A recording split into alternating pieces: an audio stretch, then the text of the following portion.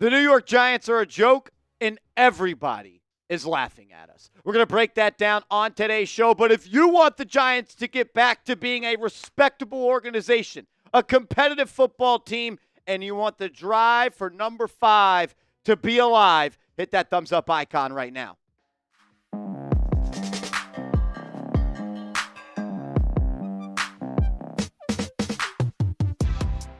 You're watching Giants Now by Chat Sports. I am your host, Marshall Green. Appreciate everybody for stopping by. I just got to get some things off my chest, man. The New York Giants are the biggest joke in the National Football League. Everyone is laughing at the Giants, mainly because of how bad of a football team they are, but for a lot of other reasons as well. You cannot watch a football game this year and miss the New York Giants being brought up and laughed at. Sunday Night Football, when the Eagles were playing, they were laughing at the New York Giants the entire time.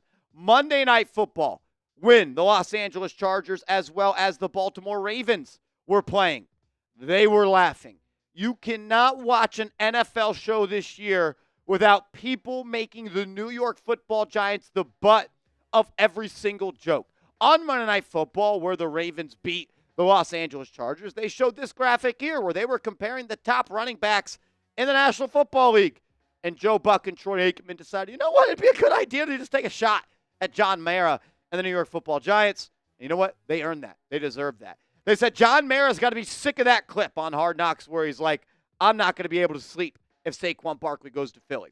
Well, he's in Philly, and he looks like one of the best running backs ever. And then Troy Aikman says, and they decided to keep Daniel Jones over Barkley. Now they don't have either. It's bad. Your own local media is making fun of the New York Daily News. The X-Men, first class, as Giants talk about being soft, ex-mates Saquon and McKinney are hearing MVP and Defensive Player of the Year conversation. It seems like everybody that leaves the Giants at this point has success. These two gentlemen. Kadarius Toney went on to win a Super Bowl. We've seen Ben Bredeson become a starting offensive line for the Tampa Bay Buccaneers. He looks good. Julian Love has now been a captain 2 times for the Seahawks. He's already signed 2 contracts with them. Leonard Williams looks good. John Mara has to be pissed. We all remember this picture right here. I'm going to have real palpitations if Saquon Barkley goes to Philly. I'm not going to be able to sleep at night. Yep, sounds just like him. He has to be pissed. How can he not be? The Giants are a terrible football team at 2-9. They've lost 6 games in a row. They haven't been winning in a football game for 1 second since October 6th. Yeah, John Mara ain't getting much sleep at night. Look, and I want to just say this about Malik Neighbors because he went out and clarified some of his comments, and I had a tweet where I was not a fan of what he had to say, where he was chewing his gum and talking about Brian Daboll as the reason that he's not getting the football, even though he leads all rookies in targets this year despite missing 4 games. Look, I don't think that was what a leader should do. I get it. He's a rookie. Say what you want. It's easy to be a leader when your team's winning, when it's grooving, when it's fun. Everyone's a leader. How are you when your back's against the wall? And I love that Malik Neighbors hates losing. Trust me. I love that. Go watch some of the draft videos we did where I banged the table saying, take Malik Neighbors. It's a dog. You need one of those guys. He's competitive. I love that he hates to lose more than he loves to win. The Giants need more of those guys. But, man, there's a positive way to go about it, and I get it. It's not all going to be sunshine and rainbows when you're 2-9, but it's not very dog-like to go and sit on a Gatorade cooler by yourself when your wide receiver coach is holding a meeting mid-game and you isolate yourself, and then you go call out the coach that really convinced your general manager to draft you and has built this entire game plan and team around you and enabled you to do everything you want. What does it say about the locker room that a rookie feels like he can go out and voice that? I don't know. I love Malik Neighbors. Damn good football player. Be a part of the change. Be a leader. You can do it. I believe in you. Sunday felt like rock bottom for the New York Giants. And I felt like it was rock bottom after you were 2-7. And it felt like you were at rock bottom when you were 2-8. But I'm not so sure how it can get worse than this. You just got decimated by the Tampa Bay Buccaneers. You were the laughing stock of the league last year. You're the last week. You're the laughing stock of the league again this week. Baker Mayfield mocked the spark that you put out there in Tommy DeVito. You're a joke to everybody right now. And if the Giants get blown out on Turkey Day against Cooper Rush and the Dallas Cowboys, it is going to get ugly. Look, if you lose on Thursday and you lose in an embarrassing fashion with the entire nation watching as they're choking on that dry-ass turkey, I'm not sure how Brian Daboll is going to survive.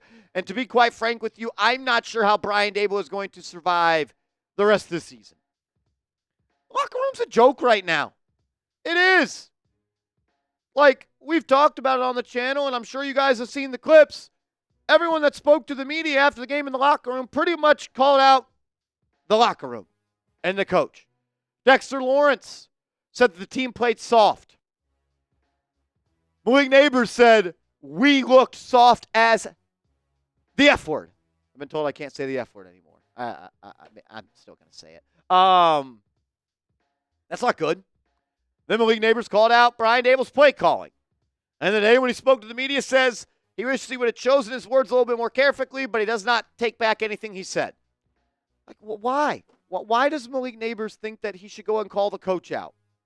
I don't get it. What? Every action has a reaction. And the action to call out the coach does what? It makes you and your entire team look like a joke. I don't know. Why are we going to the media to do that? I get it. You're frustrated. You want to win games. I get it. But what does calling the coach out to the media do? What does it solve? I don't know. It's been a long season. I'm worn out.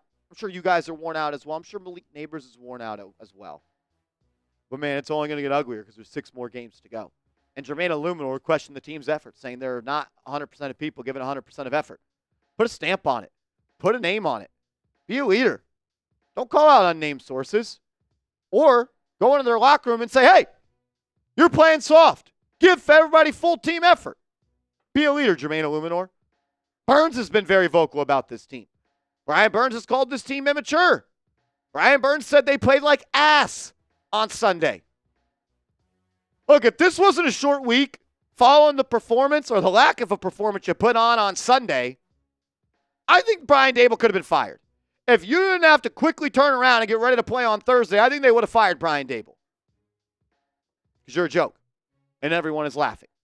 And they are still laughing. This team lacks leaders. Saquon Barkley left. He was a captain. You know why there was a spark last year for Tommy DeVito? Because Saquon got everyone to buy in. Whether you thought he should have left or whatever, look, I thought it was the right decision to let him go. I might have been wrong. Maybe I might be right. We might find out. Maybe so far we're not looking too hot on that one. It is what it is. People, Marshall, you change your opinion all the time. Flip-flop these nuts, all right? This team lacks leaders because you let Saquon Barkley go out the building. He was the leader of this organization. And you let him leave. Xavier McKinney, captain, left. Leonard Williams, captain, traded. Julian Love, captain, let him go. You got no leaders.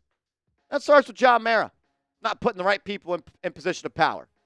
For all the people crying that I'm changing my opinion, I'm going to keep changing my opinion when there's new information that arises.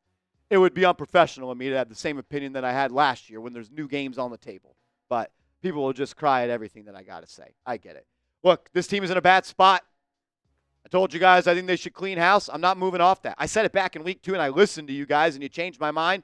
I already said they should have been fired. Should have stuck by it. But I let you keyboard warriors change my opinion. So flip-flop. I don't give a shit. Coming up next, the Giants injury report versus the Dallas Cowboys. Doesn't look good. And the Dallas pass rush is heating up. And you may be on your 5th left tackle and your 4th right tackle. Oh, man. Can this season be over already? Make sure you are hooked up with a Brian Burns jersey. Black Friday deals going on. Go to chatsports.com/Burns. That's chatsports.com/Burns. Get your Brian Burns jersey today. Black Friday deals. Go there. Get it right now. All right, some injury notes and news to take note of. Jermaine Illuminor and Evan Neal both did not participate at practice this week. I do not think Illuminor is going to play.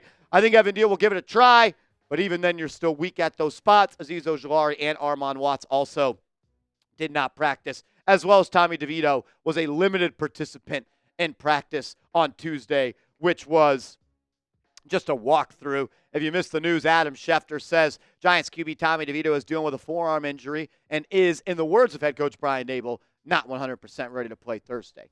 Drew Lock got some first-team reps on Tuesday. We'll see if DeVito's ready to roll. He said the plan is for him to play, but he also says he doesn't know if he can throw a ball at full strength. Other players that were limited at practice this week, Deontay Banks with a rib injury, DJ Davidson with a shoulder, Theo Johnson with a back, Dexter Lawrence with a knee, Micah McFadden with a thumb, and Tyler Nubin with a back. Why is this not good? Because where you are hurt is where Dallas is starting to excel. I don't feel good about Thursday at all. And how could you? You're going to be on Chris Hubbard at left tackle. That would be you went from Andrew Thomas to Josh Azudu to Jermaine Illuminor to Chris Hubbard. That's your fourth left tackle. Your right tackle was Jermaine Illuminor. Then it was Josh Azudu. And then it was Evan Neal. And if he doesn't play, you're going to be on your four-string tackle duo. And the Cowboys are starting to heat up on the defensive side of the ball. They have 17 sacks in the last 6 weeks. Whether it's Locke or whether it's DeVito, these guys are going to be under fire, even if Illuminor and Evan Neal play. The Giants' offensive line just got cooked and deep-fried against the Tampa Bay Buccaneers. You couldn't block their edges. How are you going to block Micah Parsons? Thursday could get ugly. Predict the score for me on Turkey Day. Who's going to win? And what's the score? Let me know your thoughts. And make sure you are following me on social media. I'm on Twitter at @MarshallGreen_. I'm on Instagram at @MarshallGreen_. Hit me up over there. And we can continue to talk. Let's go.